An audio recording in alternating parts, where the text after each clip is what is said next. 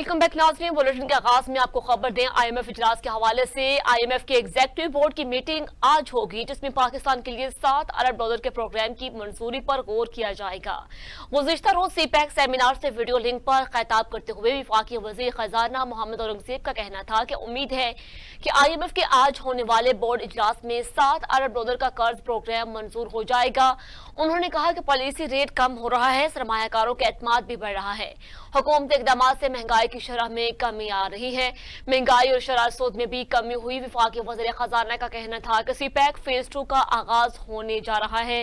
CPEC का phase 1 infrastructure और energy पर मुहित था, जबकि सीपैक फेज 2 इंफ्रास्ट्रक्चर की मोनेटाइजेशन पर मुबनी है। मोहम्मद औरंगजेब ने कहा, मुआशी इस्तेहकाम के लिए मजबूत बुनियाद कायम हो गई है, जबकि निजी शोबा मुल्क की माशियत को तरक्की देने की सलाहियत रखता है।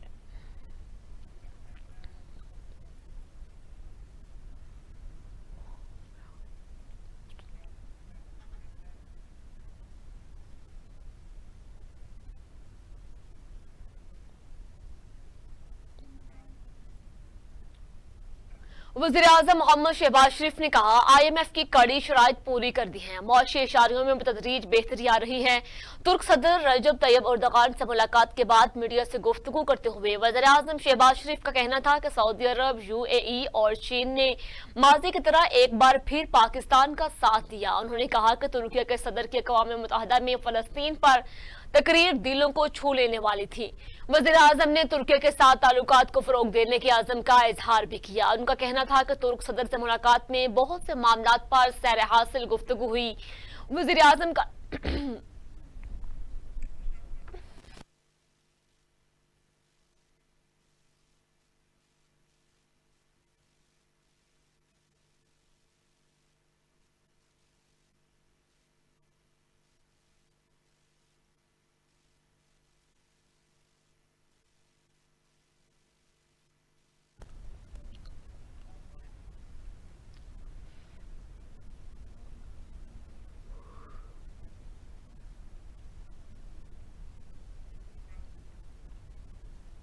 नाज़रीन, अदालत ने लापता अफराद की बाजियाबी से मुतालिक दरखास्तों पर डीआईजी इन्वेस्टिगेशन को ज़ाती हैसियत में पेश होने का हुक्म दे दिया है। सेक्रेटरी दफा से मुल्क भर के हरासती मराकज में कैद शहरियों की तफसीलात भी तलब कर ली हैं, जबकि सरकारी वकील ने मौक़िफ़ अपनाया कि लापता शहरी इस्माइल अदरीस और दीगर की जुबरी गमशुदगी का भी तयन हो चुका। अहल खाना को माली मावनत देने के लिए समरी मंजूर हो चुकी है। जस्टिस नेमतुल्लाह ने रिमार्क्स दिए कि आखिरी समात के बाद क्या क्या इकदाम किए गए। तफ्तीशी अफसर ने बताया कि ईदी, छिपा और दीगर फलाही इदारों को खतूत लिखे हैं। गुमशुदा शहरी किसी फलाही इदारे के पास भी मौजूद नहीं है। CPLC और कुछ कानून नाफिज करने वाले इदारों को जवाब नहीं मिला। सन 2018 से लापता उमर सिद्दीकी की बाजियाबी के लिए मौसर इकदाम न होने पर अदालत ने इजहार बरहमी किया। जस्टिस नेमतुल्लाह ने रिमार्क्स दिए कि सिंध हाई कोर्ट में मुतअद्दिद लापता अफराद की बाजियाबी के लिए केसेस ज़ेर समाअत हैं।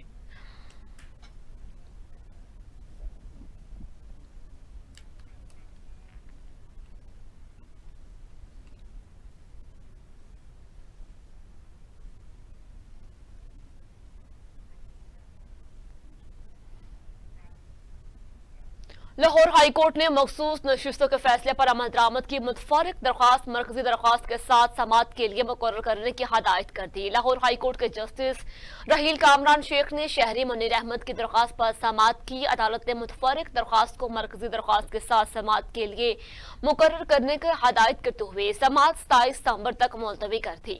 दरख्वास्त में मौक़िफ़ इख्तियार किया गया कि मखसूस नशिस्तों के हवाले से सुप्रीम कोर्ट के 8 रुकनी बेंच का वजाहती फैसला आ चुका है। सुप्रीम कोर्ट का तफसीली भी फैसला आ चुका है। फैसले पर ताहाल अमल दरामद नहीं किया गया। चारों सूबाई असम्बली के स्पीकर को भी मरासला जारी कर चुके हैं। मखसूस नशिस्तें पाकिस्तान तहरीक इंसाफ को ताहाल नहीं मिली।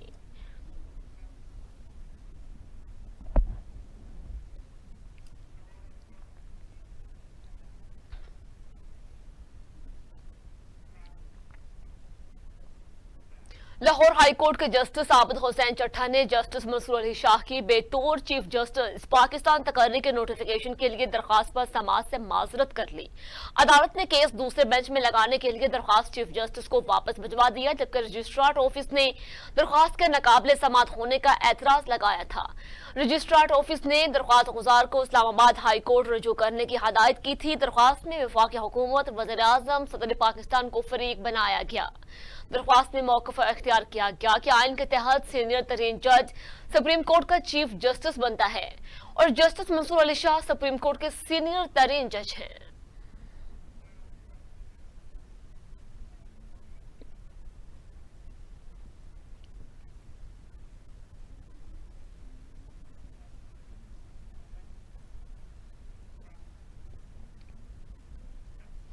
मशीर इत्तलात खैबर पख्तूनख्वा डॉक्टर सैफ ने कहा कि जाली हुकूमत से आईनी तरमीम पर मज़ाकरात 8 फरवरी 2024 के इंतखाबात को तस्लीम करने के मुतरादिफ है।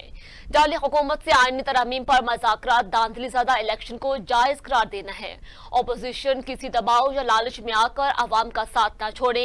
सुप्रीम कोर्ट भी इंतखाबी अमल को मतनाज़ा करार दे चुकी है। उन्होंने कहा कि अपोजिशन का मौक़िफ़ रहा फॉर्म 47 पर बनने वाली हुकूमत गैर मुंतखब है। मज़ाकरात गैर मुंतखब नजायज और गैर कानूनी हुकूमत को जायज करार देने की कोशिश है। मजीद ये भी कहा कि मौजूदा पार्लियामेंट नामुकम्मल और गैर आईनी है। पार्लियामेंट को कानून साजी का हक भी नहीं, आईनी तरमीम कैसे कर सकती है।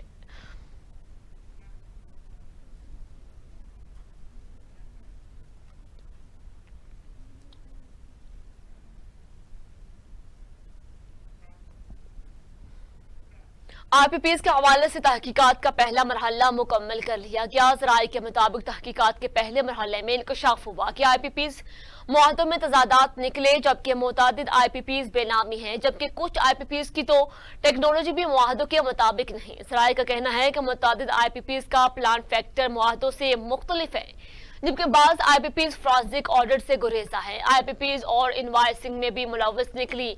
आईपीपीएस ने खिलाफ कानून मराहत हासिल की। आईपीपीएस को टैक्सों और ड्यूटीज में खुली छोड़ दी गई। टैक्सेस छूट और टैक्सेस चोरी से आईपीपीएस ने 1200 अरब रुपए नाजायज हासिल किए। 1994 की आईपीपीएस की शर्त थी कि इनका टैरिफ 5 रुपए 91 पैसे से तजावज नहीं करेगा।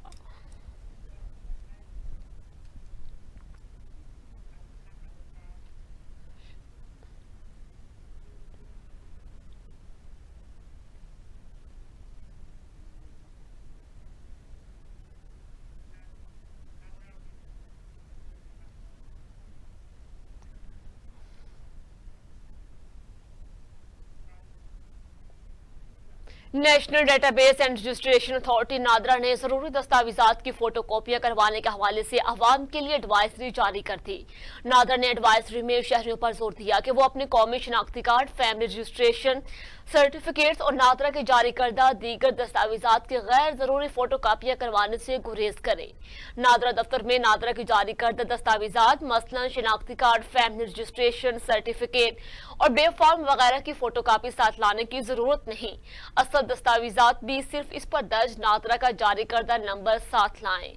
दरअसल जरूरी दस्तावेजात की गैर जरूरी फोटो कापियां बनाने से सिक्योरिटी को खतरात लाहक हो सकते हैं, क्योंकि इन कॉपियों को गैर मजाज अफराद के जरिए गलत इस्तेमाल किया जा सकता है।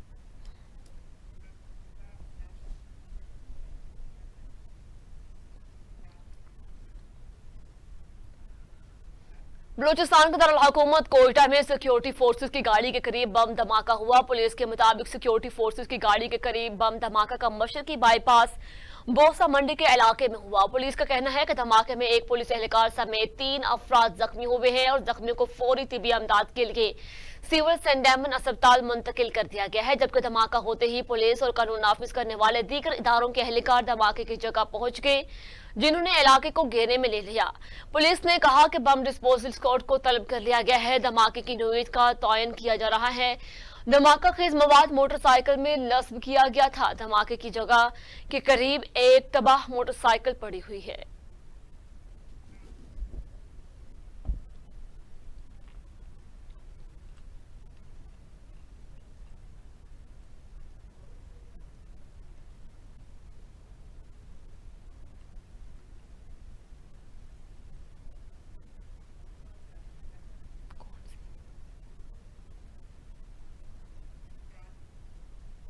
आगे बढ़े खबर दे कारोबारी दुनिया से। तबादला मार्केट में रुपए के मुकाबले में डॉलर की कीमत मजीद कम हो गई, जबकि पाकिस्तान स्टॉक एक्सचेंज में भी कारोबार का मुस्बत आगाज हुआ।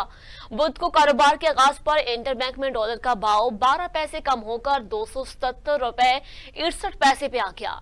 दूसरी जानिब स्टॉक मार्केट में मुस्बत रुझान देखने में आया। कारोबार के आगाज पर 100 इंडेक्स में 159 पॉइंट्स का इजाफा रिकॉर्ड किया गया, जिससे इंडेक्स 81,643 की सतह पे आ गया। गुज़िश्ता रोज भी कारोबार के पहले सेशन के दौरान इंडेक्स में जबरदस्त तेजी का रुझान रहा था, ताहम बाद में कारोबार में शदीद मंदी देखी गई।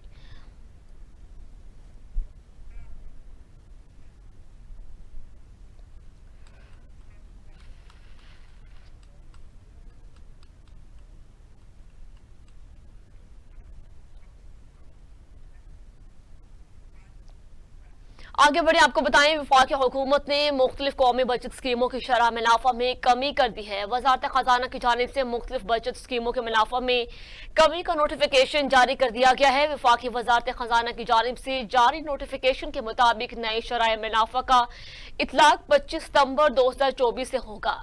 नोटिफिकेशन के मुताबिक saving, special saving account, defence saving स्कीमों की शरह मुनाफा कम कर दिया गया, जबकि रेगुलर इनकम सर्टिफिकेट और बहबूद सेविंग सर्टिफिकेट पर भी पहले से कम मुनाफा मिलेगा। वजारत खजाना के नोटिफिकेशन के मुताबिक पेंशन और शोहदा फैमिली वेलफेयर अकाउंट्स का सालाना मुनाफा भी कम कर दिया गया। सरवा स्कीमों की शरह मुनाफा में भी कमी की गई।